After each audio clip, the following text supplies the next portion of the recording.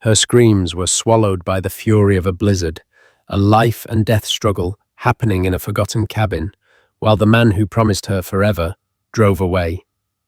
He left her, not just alone but in the throes of labor, bleeding in the snow, a sacrifice for his ambition. He declared her dead, a tragic accident, and inherited a world built on her absence. But some souls refused to become ghosts. For 5 long years, she forged herself in the fires of survival, fueled by a mother's love and a thirst for justice. Now she's back in the city of lies, no longer the girl he discarded, but a woman of immense power standing on the arm of his greatest rival. He's about to meet his past, and she's come to collect the debt he owes, in blood, tears, and fortune. The air in the Bentley was the same as it always was, the scent of aged leather Alistair Vanderbilt's cologne, and the sterile perfume of immense wealth. Claire traced the condensation her breath made on the chilled window, watching the skyscrapers of Manhattan bleed into the muted greens and greys of the upstate countryside. At 22, she had believed this was the pinnacle of happiness. She was the beloved fiancée of Alistair, the heir to the Vanderbilt shipping empire, a man whose smile could charm senators and whose ambition was a tangible force. She was 7 months pregnant with their son, the future of a dynasty. "Feeling all right, darling?" Alistair asked, his voice a smooth baritone that never betrayed his thoughts. He reached over his hand, cool and proprietary, on her swollen belly. "This weekend at the lodge will do you a world of good. Fresh air quiet, before our little prince arrives and turns our world upside down." Claire leaned into his touch, a familiar pang of unease nestling in her chest. Lately, his affection felt rehearsed, his smiles like perfectly calibrated press events. She'd overheard whispers, fragments of conversations with his mother Genevieve, about the inconvenient timing and the complications of a pregnancy before the wedding.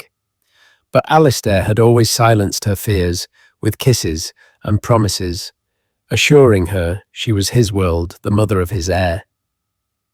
"It's beautiful, Alistair.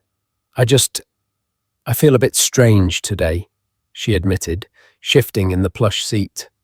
A dull ache had started in her lower back, a persistent throb she'd been trying to ignore all morning. Just the baby settling in, he dismissed easily, turning his attention back to his phone, his thumb flicking across the screen with relentless efficiency.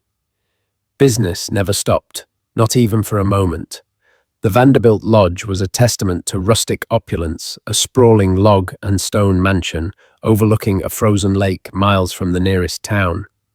It was beautiful and utterly isolated. As they settled in, the first flakes of snow began to fall, fat and heavy, against the darkening sky. The weather report had mentioned a storm, but Alistair had been adamant they come. He needed to clear his head before a major merger meeting on Monday. The ache in Claire's back intensified, coiling into sharp, rhythmic cramps. She tried to breathe through them, not wanting to be a bother. But then a sickening warmth spread between her legs. She looked down at the delicate, cream-colored rug and saw a small crimson stain. Panic, cold and sharp, seized her. "Alistair." He looked up from a stack of documents, his brow furrowed in annoyance. "What is it, Claire? I'm trying to work. The baby. I think it's coming. I'm bleeding." For a moment, a flicker of something unreadable crossed his face, not concern but calculation. Then the mask of the loving fiancé snapped back into place. He rushed to her side, his movements efficient and controlled. All right. Don't panic. We'll get you to the hospital. The roads are still clear." But they weren't. The snow was a blizzard now, a blinding white wall that swallowed the world. The Bentley, for all its power, struggled on the unploughed country road. Every jostle of the car sent a fresh wave of agony through Claire. The contractions were coming faster, harder, a relentless tide pulling her under. I can't make it. Alistair," she gasped, clutching his arm. "We have to call for help." He stared ahead, his knuckles white on the steering wheel. There's no signal out here.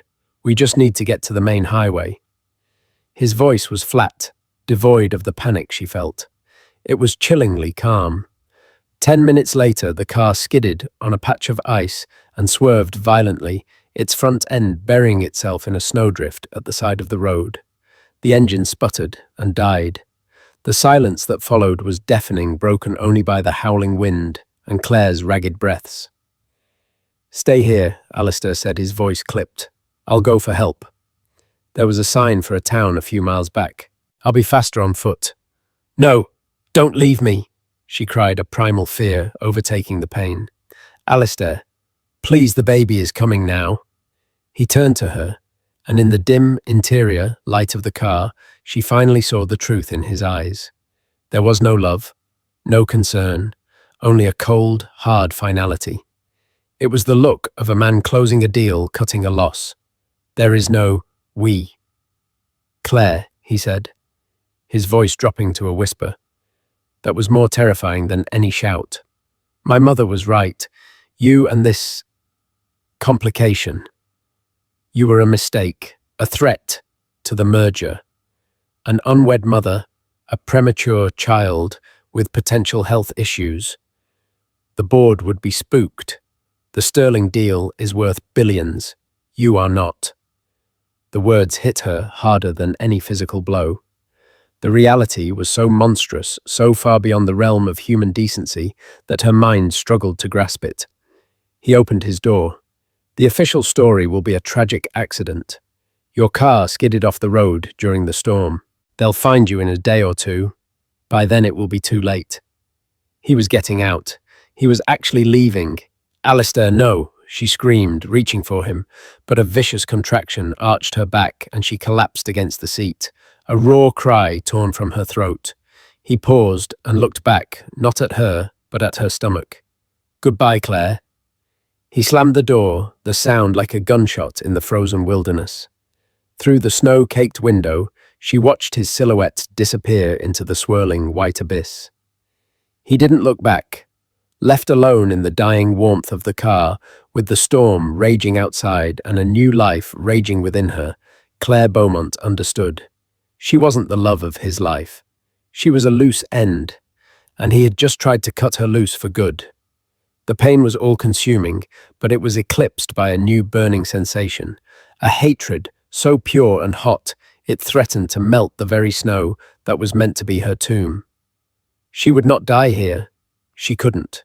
For the child he had discarded, she had to live. The cold was a physical entity, a predator, sinking its teeth into her bones. The Bentley's residual warmth vanished within an hour, replaced by a deadly creeping chill that seeped through the fine wool of her coat. Each breath was a shard of ice in her lungs. The pain of the contractions was a distant roaring fire, the only thing reminding her that she was still alive. Her world had shrunk to the frosted windows of her metal coffin and the relentless, agonizing rhythm of her body's betrayal. She knew, with a terrifying certainty, that staying in the car was a death sentence. Alistair was right. They would find her a frozen statue, a tragic headline for a day. The thought of her son dying with her, never drawing a single breath of air, ignited a primal ferocity she never knew she possessed.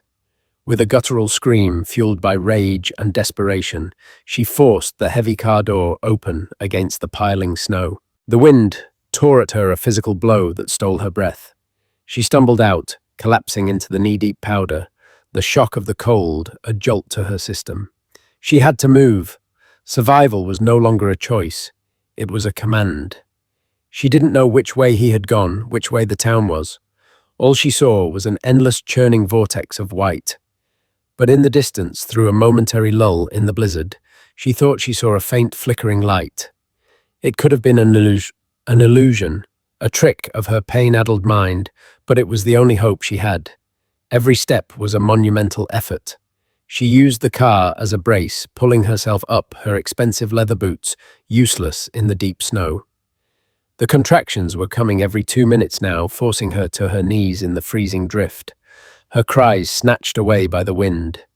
She crawled when she couldn't walk, her manicured nails breaking against the ice-crusted ground. She was no longer Claire Beaumont, the socialite. She was an animal fighting for her young. The light grew stronger, resolving into the warm, yellow glow of a window. A small cabin, half buried in snow smoke, curling weakly from its chimney. It was salvation. With the last of her strength, she clawed her way onto the porch and beat her frozen fist against the wooden door before darkness finally claimed her.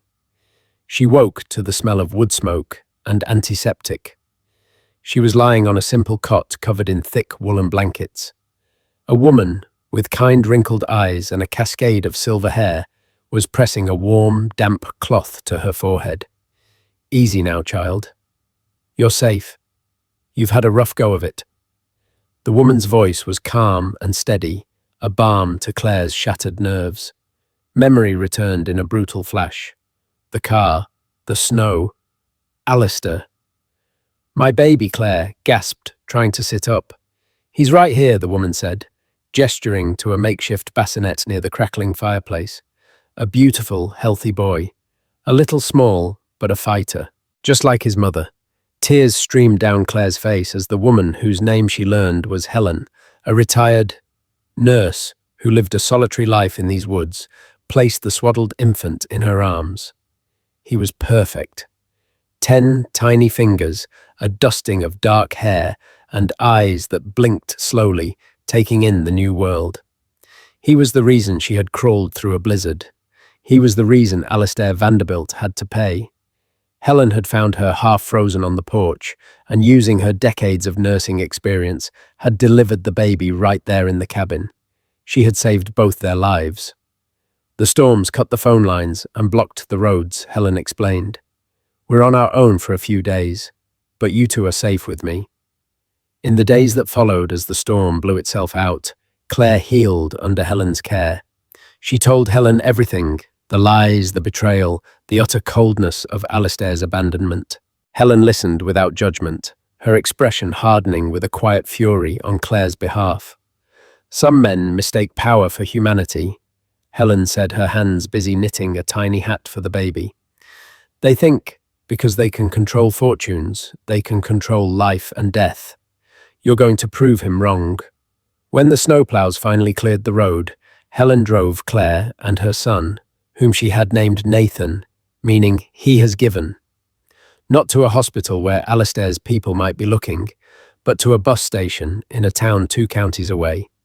She gave Claire all the cash, she had a few $100s, and the warm blankets the baby was wrapped in. "Don't go back there, not yet," Helen warned. "He thinks you're dead. That's the only power you have right now. Become a ghost. A ghost can wait. A ghost can watch." Claire arrived in Boston with $20 to her name and a newborn baby in her arms. The next 5 years were a brutal climb from the abyss. She worked menial jobs, a waitress on the graveyard shift, a cleaner in an office building, all while raising Nathan in a cramped, drafty apartment. She was invisible, another struggling single mother lost in the city. But in the quiet hours of the night, while her son slept, the ghost of Claire Beaumont went to work. She spent every spare minute at the public library, devouring books on finance market analysis and corporate law. She taught herself to code her fingers flying across the keys of the library's ancient computers. The soft, naive girl who had believed in Alistair's gilded promises was buried in that snowdrift. In her place was a woman of forged steel, her mind a weapon she was sharpening every single day. She read the news of her own death. A tragic accident. Alistair Vanderbilt, the grieving fiancé, gave a heart-wrenching performance. He spoke of their shared dreams, their lost future. He announced a charitable foundation in her name. The world mourned the girl, and Alistair's merger went through flawlessly. He became more powerful, more untouchable than ever. Every article she read, every picture she saw of him, smiling from the cover of a business magazine, added another layer to her resolve. This was not just about revenge anymore. It was about reclaiming a life that was stolen and building a fortress for her son, so strong that no one could ever harm him again. She didn't want to just ruin Alistair Vanderbilt. She wanted to be the architect of his downfall, to watch as the empire he chose over her and his own son crumbled to dust at her feet. 5 years of relentless effort had chiseled Claire into someone new. The softness in her features had been replaced by a sharp, intelligent focus. She no longer carried herself with the demure grace of a society girl, but with the quiet, unshakable confidence of a survivor. She had saved every penny lived on next to nothing and invested her small earnings with a preternatural skill for predicting market trends. She'd also founded a small anonymous consulting firm specializing in predictive data analytics for corporate acquisitions, a field she now knew intimately. Her break came not from a stroke of luck, but from a calculated risk. Thorn Industries, a new money titan in the tech and logistics sector, was poised for a hostile takeover of a mid-level pharmaceutical company. The financial world saw it as a straightforward acquisition. Claire's algorithm saw something else, a hidden toxic asset in the pharmaceutical company's portfolio, a failed drug trial whose data was deliberately buried. If acquired, it would cripple Thorn Industries' stock within 6 months. She spent a week compiling an airtight report, a work of forensic accounting and data mastery. She bypassed the layers of bureaucracy and sent the encrypted file directly to the top Sebastian Thorn, the enigmatic self-made billionaire CEO, and Alistair Vanderbilt's most hated rival. The rivalry between Thorn and Vanderbilt was legendary in the financial world. It was old money versus new. Vanderbilt had inherited a century-old shipping empire. Thorn had built his from a single line of code in his college dorm room. Alistair saw Sebastian as an uncouth upstart, a brute force in his polished world. Sebastian saw Alistair as a dinosaur, a complacent aristocrat waiting for extinction. They battled for every contract, every headline, every inch of market share. Claire didn't expect a reply. At best, she hoped some junior analyst would see her report and quietly scuttle the deal. But 24 hours later, her phone rang. The caller ID was blocked. "This is Sebastian Thorn," a deep, commanding voice said without preamble. "My cybersecurity team tells me it took them 4 hours to trace the origin of your file. They were impressed. I am intrigued." "Who are you?" "Someone who believes in due diligence," Claire replied, her heart hammering but her voice steady. "You saved me a $1.2 billion headache. That's more than due diligence." "That's clairvoyance," he said. A pause. "I want to meet you." "My office, tomorrow at 9. The Thorn Industries building was a spear of glass and steel that pierced the Boston skyline. Unlike the stuffy wood-paneled world of Vanderbilt shipping, Sebastian Thorn's office was minimalist and modern, with a panoramic view that seemed to declare dominion over the city. Sebastian himself was an imposing figure. Tall and broad-shouldered, with sharp grey eyes that seemed to miss nothing, he radiated an aura of raw power and intellect. He wasn't polished like Alistair. He was honed like a weapon. He gestured for her to sit, his gaze analytical. "Your report was brilliant. The depth, the predictive accuracy. I've never seen anything like it. But it was also aggressive. You didn't just present data. You presented a kill shot.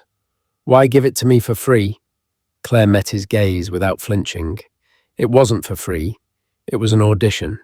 I want you to hire me. As an analyst, as a strategist," she corrected. "Your chief strategist. Your company is powerful, Mr. Thorn. But you're fighting battles on too many fronts. Your primary rival, Vanderbilt, uses his legacy and political connections as a shield. You attack his business. He attacks your reputation. You need to fight smarter." Sebastian leaned forward, a ghost of a smile on his lips. "You seem to know a lot about my rivalry with Vanderbilt. I know that he represents a class of people who believe they are entitled to the world, who crush anyone they deem an inconvenience." Without a second thought, Claire said, her voice laced with a cold fury that was all too real. I know that his empire is built on a foundation of rot and secrets, and I know how to expose it. He studied her for a long moment, the silence stretching. He saw the fire in her eyes, the steel in her spine. He didn't see a simple analyst. He saw a fellow warrior. "You have a personal stake in this," he stated. It wasn't a question. "Let's just say I have a unique perspective on Alistair Vanderbilt's business ethics," she replied cryptically. For the next 2 hours, she laid out a long-term strategy. Not just defensive moves, but surgical offensive strikes against Vanderbilt's assets, his supply chains, his public image. She knew where the cracks were in his empire because she had spent 5 years studying them from the shadows. Sebastian Thorne listened captivated. He had built his empire on logic and code, but Claire spoke a different language, the language of calculated vengeance, backed by flawless data. She was the weapon he didn't know he needed. "You're hired," he said finally, "but on one condition. I want absolute loyalty and complete transparency. No secrets between us. Whatever your war is with Vanderbilt, it's my war now too." Over the next 2 years, Claire Beaumont became the ghost in Sebastian's machine, the architect of his greatest triumphs. She was brilliant, relentless, and utterly indispensable. Their professional relationship was a symphony of intellect and ambition. They challenged each other, respected each other, and together they made Thorne Industries an unstoppable force. And somewhere along the way, it became something more. Sebastian saw past the brilliant strategist to the woman beneath. He saw the fierce, protective love she had for her son Nathan, whom he met one day when he'd come by her apartment to discuss a time-sensitive deal. He saw the shadows in her eyes and felt a pull, not of pity, but of profound respect. He, too, had come from nothing, had fought for everything he had. He understood the scars of battle. His interest wasn't sudden or chivalrous. It grew from a foundation of mutual admiration. He would bring her coffee in the early mornings. They would debate market futures over late-night dinners, and he would listen, truly listen, when she spoke. He never pushed her to reveal her past, but he made it clear that when she was ready, he would be there.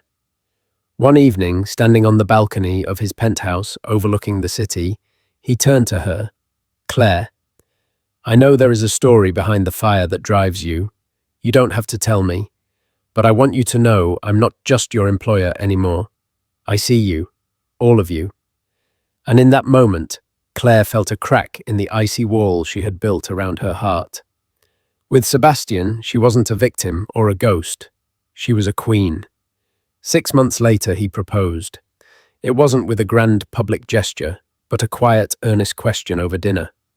He slipped a simple but elegant diamond ring on her finger. It wasn't a symbol of ownership like Alistair's had been, but a promise of partnership. "We're a powerful team, you and I," he said softly. "In the boardroom and outside of it. Marry me, Claire. Let's build an empire together. And let's finish what you started. It's time to go back to New York." The news of the engagement between Sebastian Thorne and the mysterious, brilliant strategist Claire Beaumont sent shockwaves through the financial world. Alistair Vanderbilt would read it in the morning paper. The ghost was about to come home. The return to New York was like stepping into a half-forgotten dream. The city was the same, the cacophony of suns, the canyons of steel and glass, the electric hum of ambition. But Claire was irrevocably different. She was no longer a frightened girl playing a part. She was a power player, arriving not by a chauffeured Bentley, but by Sebastian's private jet. They moved into a stunning duplex overlooking Central Park, a vantage point from which the Vanderbilt Tower was clearly and satisfyingly visible. Her name was everywhere. Sebastian Thorne's secret weapon. The woman behind the Thorne Empire's surge. The power couple poised to dethrone old money. The press was fascinated by her mysterious past, but her history had been meticulously scrubbed and rebuilt. The official story was that Claire Beaumont was a Boston native, a prodigy who had worked her way up from obscurity. There was no mention of the girl, who had supposedly died in a snowstorm 5 years prior. The first sighting was unintentional, yet perfectly orchestrated. Claire and Sebastian were having lunch at Le Bernardin, a temple of haute cuisine frequented by New York's elite. She knew it was one of Alistair's favorite spots. As she raised a glass of water to her lips, she saw him. Alistair Vanderbilt stood by the maitre d's station, looking older but just as polished and predatory as she remembered. He was laughing with a business associate, the sound familiar and nauseating. For a split second, her breath caught in her throat. The muscle memory of fear was a traitorous thing. But then she felt Sebastian's hand gently cover hers on the table, a silent, grounding gesture. She was not that girl anymore. Their eyes met across the crowded room. Alistair's gaze swept over her, lingered for a moment, with a flicker of vague recognition, and then dismissed her. He was looking at Claire, Beaumont fiancée of his enemy, a woman of power and poise. He did not see the terrified, pregnant girl he had left to die. The human mind is adept at burying its darkest sins. He couldn't conceive that his victim could possibly be sitting in a room like this, alive and radiant. But she had seen the flicker. The seed was planted. Over the next few weeks, Claire made herself a visible, yet untouchable presence in his world. She attended the art gallery openings his mother Genevieve patronized. She sat on the board of a prominent charity directly opposing a Vanderbilt-backed initiative. She was a whisper in the circles he moved, in a beautiful, formidable woman who seemed to have appeared from nowhere. The psychological campaign began. Sebastian, on Claire's advice, launched a series of aggressive but legal maneuvers against Vanderbilt Shipping. They poached a key logistics expert. They outbid him on a crucial government contract for port modernization using a data model Claire had designed that predicted the outcome with uncanny accuracy. Alistair's world, once unassailable, began to experience tremors. He was losing, and he didn't understand why. Thorne's new strategist seemed to anticipate his every move, to know his company's weaknesses as if from the inside. Alistair grew agitated, paranoid. The name Claire Beaumont was a constant irritant. He ordered his security team to do a deep dive into her background.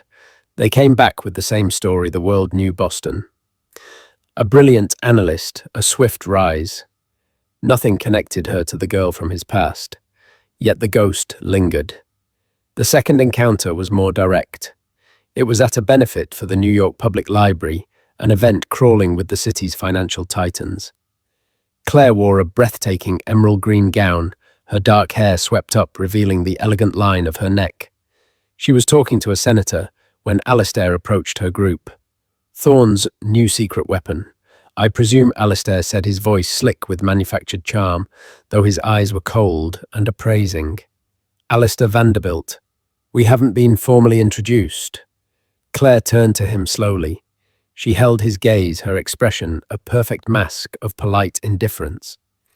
Inside her heart was a cold, hard stone. This was the moment. Mr. Vanderbilt, she said, her voice smooth and even. Claire Beaumont, a pleasure. She shook his offered hand. Her touch was firm, her skin warm. It was the hand of a living woman, not a spectre. But as he looked into her eyes he had last seen filled with terror and betrayal, the flicker of recognition returned stronger this time. It was a fragment of a nightmare he couldn't quite place. Have we met before? He asked, the question slipping out before he could stop it. You seem familiar.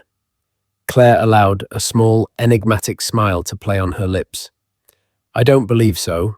I'm sure I would have remembered. She let the double meaning hang in the air between them, a poisoned dart. After all, she added, her voice dropping slightly, some things are impossible to forget, aren't they? She watched the color drain from his face. She had used that exact phrase with him once before, long ago, after he had promised her they would be together forever.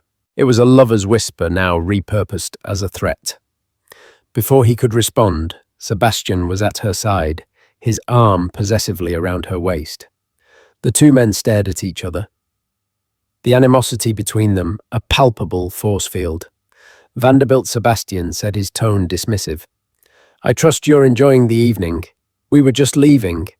He guided Claire away, leaving Alistair standing alone, a deep unease settling over him.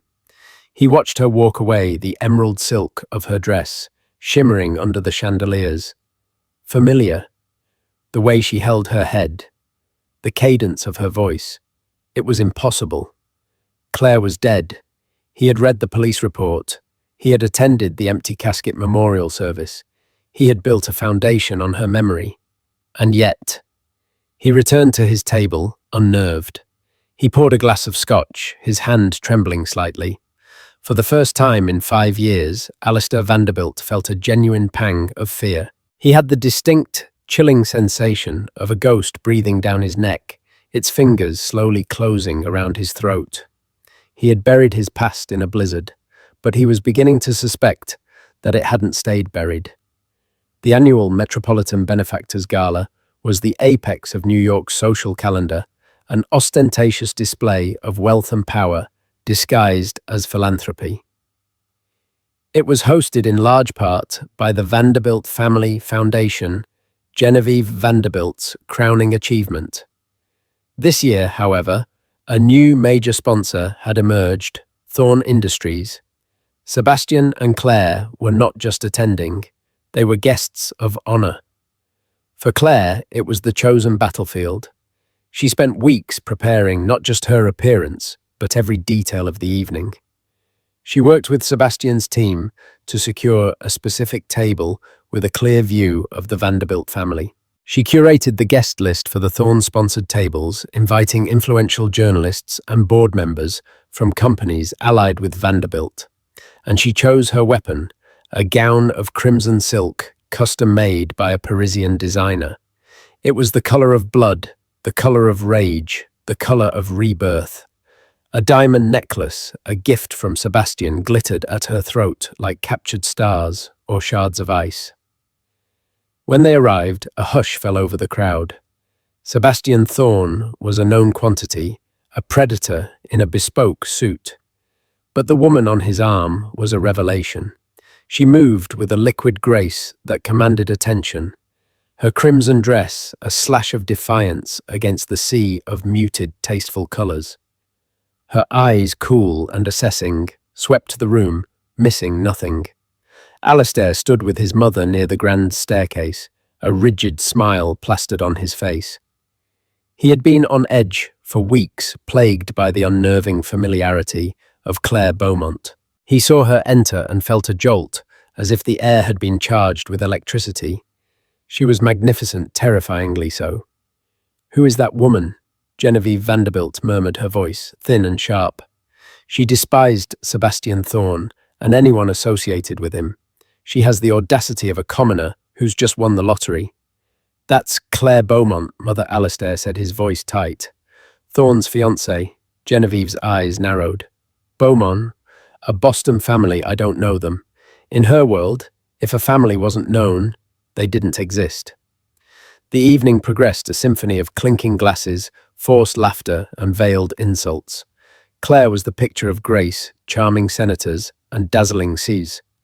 But her focus never strayed from her target. Finally, the moment came.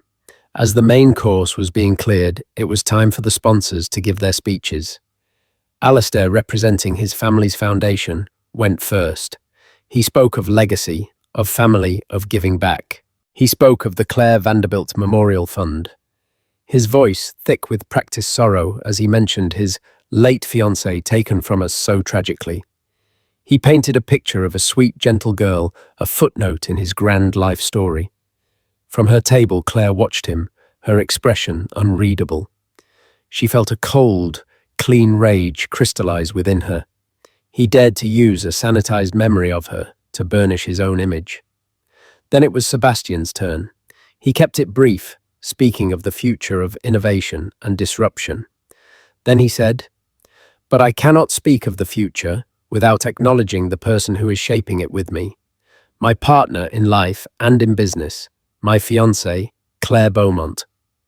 He extended a hand to her. This was it, the unveiling. Claire walked to the podium, the crimson dress flowing around her like a flame.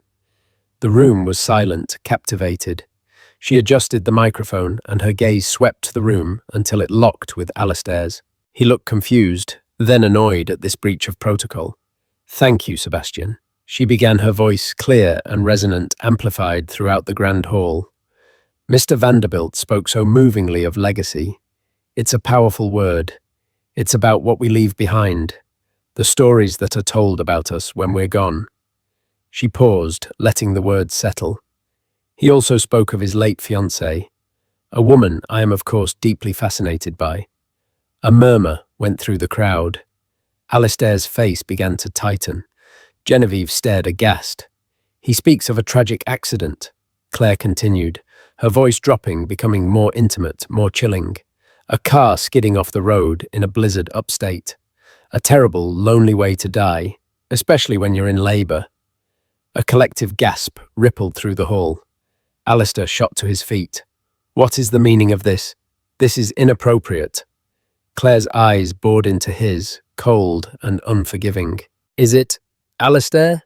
Or is it just inconvenient?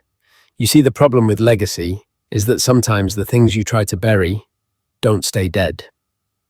She reached up and unclasped the diamond necklace, placing it on the podium. She then pushed back her hair from the right side of her temple, revealing a faint silvery scar, a permanent mark from where her head had hit the window. In the car before she'd crawled out into the snow. "You left me for dead, Alistair," she said, her voice ringing with the clarity of absolute truth. "You left me to die in the snow while I was giving birth to your son, all for a business deal.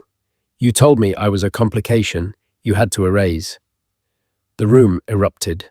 The flashes of cameras from the journalists' tables were like lightning strikes. Genevieve Vanderbilt looked as if she'd been turned to stone. Alistair's face was a mask of pure, unadulterated horror. The ghost was real. The nightmare was standing at a podium, accusing him in front of the entire world. "This is insane." "She's lying," he stammered, but his voice lacked conviction. His eyes were wide with the terror of a man watching his life implode. Claire ignored him, her gaze sweeping over the shocked faces of the audience. "My name is Claire Beaumont, and 5 years ago, Alistair Vanderbilt tried to murder me and our child.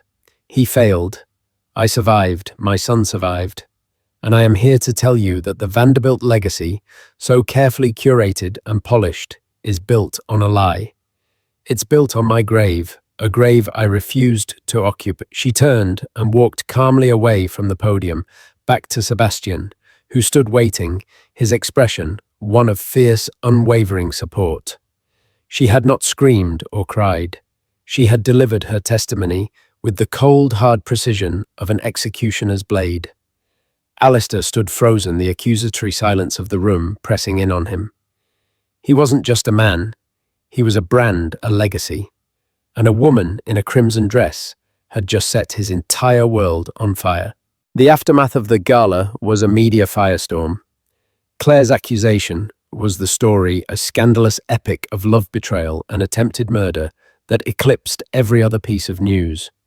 The headlines were brutal. Vanderbilt heir accused by dead fiancé. The ghost of the gala. Thorne's bride claims heir born in blizzard of betrayal. The story had everything.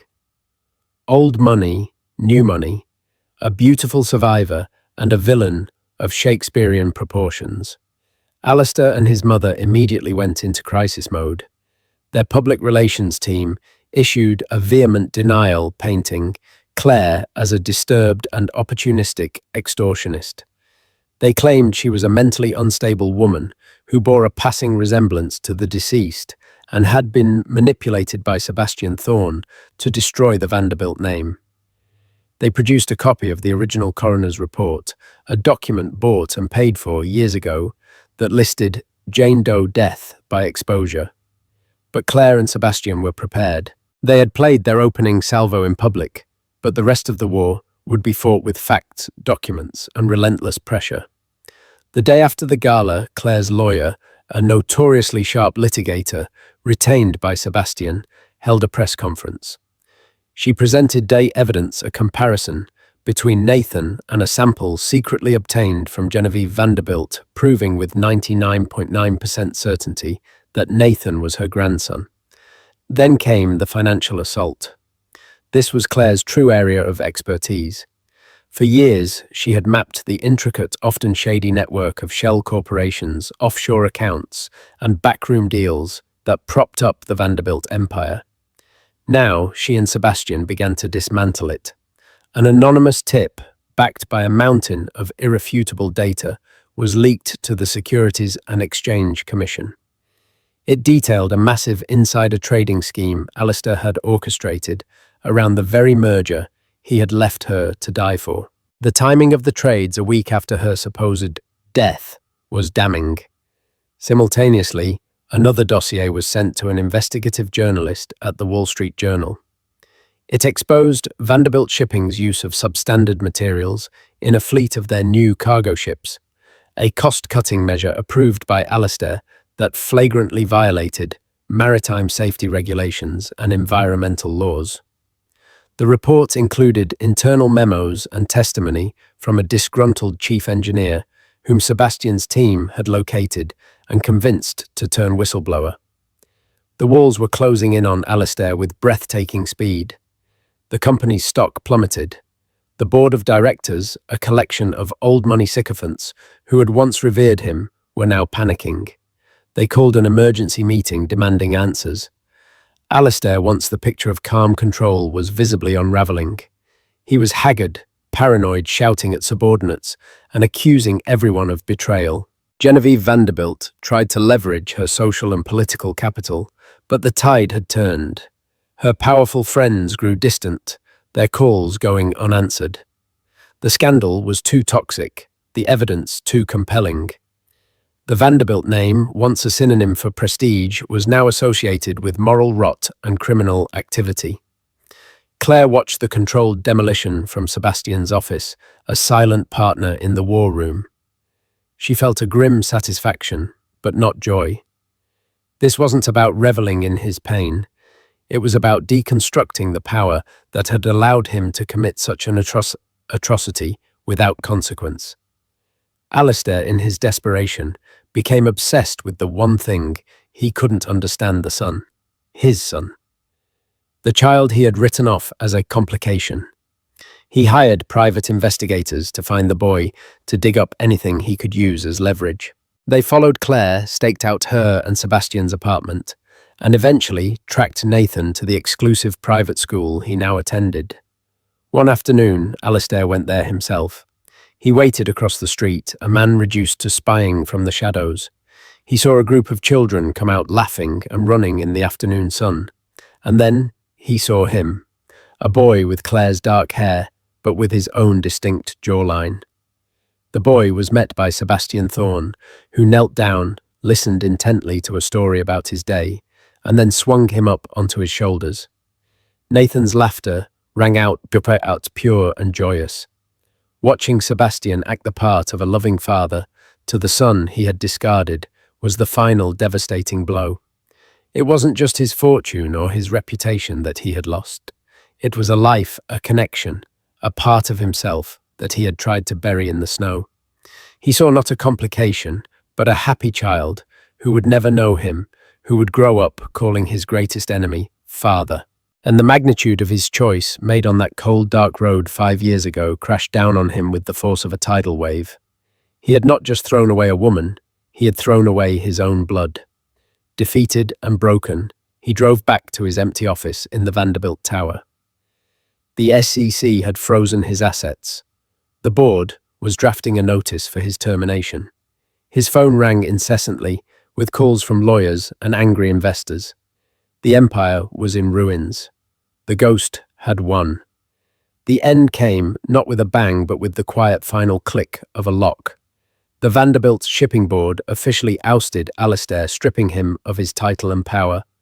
Genevieve was forced into a quiet retirement, her social standing shattered.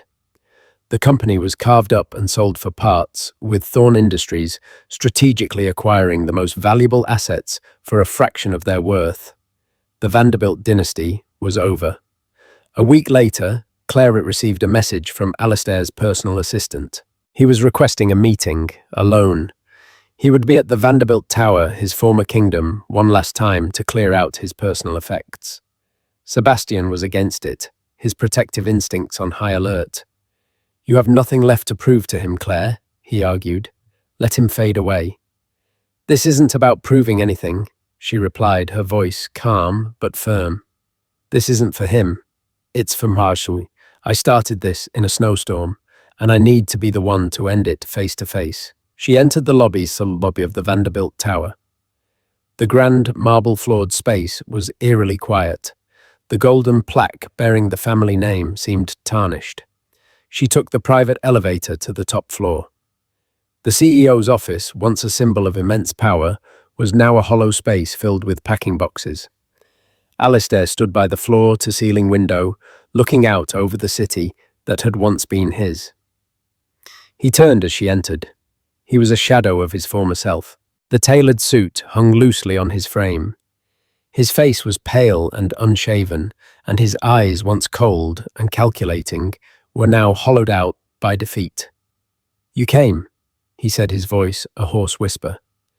"You asked to see me," Claire stated, remaining near the door, a safe distance away. He gave a bitter, broken laugh. "I don't know why I did. To ask you why, to beg for forgiveness. There are no words for what I did." He finally looked at her, truly. Looked at her and saw not the instrument of his destruction, but the woman he had once claimed to love. "I see you in my nightmares, you know, in the snow. Your eyes, I see them every time I close mine." "Good," Claire said, her voice devoid of pity. "That is a fraction of the justice you deserve. The boy, Nathan," he choked out the name. Does he know about me?" "He knows he has a mother who fought a blizzard to save him," Claire said, her voice like ice. "And he knows he has a father in Sebastian, a man who taught him how to be strong and kind. You are not a part of his story. You're a footnote in mine." This was the final twisting of the knife, and they both knew it. His financial ruin was one thing, but his utter irrelevance in his own son's life was a wound that would never heal. "I have nothing left," he murmured, turning back to the window. "You've taken everything." And in that moment, Claire felt the last vestiges of her burning hatred turn to ash. She had envisioned this moment for 5 years, imagined his complete and utter devastation. But looking at the broken man before her, she felt nothing. The fire had burned itself out. Her victory was not in his ruin, but in her own survival. "You're wrong, Alistair," she said, her voice softening for the first and last time. "You didn't have anything to take. You had it all, a woman who loved you, a child on the way. You had a life, a real one, and you threw it away for stock prices and board meetings. You destroyed yourself long before I ever came back." I just held up a mirror. She turned to leave. She had said all she needed to say. "Claire, wait," he called out, a desperate edge to his voice. She paused at the door, but didn't turn back. "Was there ever a time, any moment, that you truly mattered to me?" he asked, his voice cracking. "Or was it always a lie?" Claire thought for a moment, not of the love she thought they'd had, but of the fierce, unyielding love she felt for her son. A love that had given her the strength to crawl through the snow, to rebuild her life from nothing to face down a titan. That was the only love that was real. "The girl you knew mattered to you as an asset," she said quietly, "but she died in the snow. The woman who stands here today, she never belonged to you at all." She walked out of the office and didn't look back, leaving him alone with the ghosts of his ambition in the empty monument to his fallen empire. Her steps were light as she walked out into the New York sunlight. The war was over. The debt was paid. She was finally free, and so Claire's story comes to a close. It's a tale not just of revenge, but of radical reinvention. She descended into the darkest moments a person can face and didn't just survive. She repurposed her pain into power, her scars into a roadmap for justice. She proved that the greatest empires can be felled not by armies, but by the unwavering resolve of a single person who refuses to be erased. Her ultimate victory wasn't watching Alistair fall, but in building a new life filled with genuine love and unbreakable strength for her and her son Nathan. What do you think? Was Claire's intricate plan for revenge justified, or does vengeance, no matter how deserved, leave its own kind of scar? Let us know your thoughts in the comments below. If this story of resilience and reckoning resonated with you, please give this video a thumbs up, share it with someone who loves a powerful story, and be sure to subscribe to our channel for more tales of survival and ultimate justice. Thank you for listening.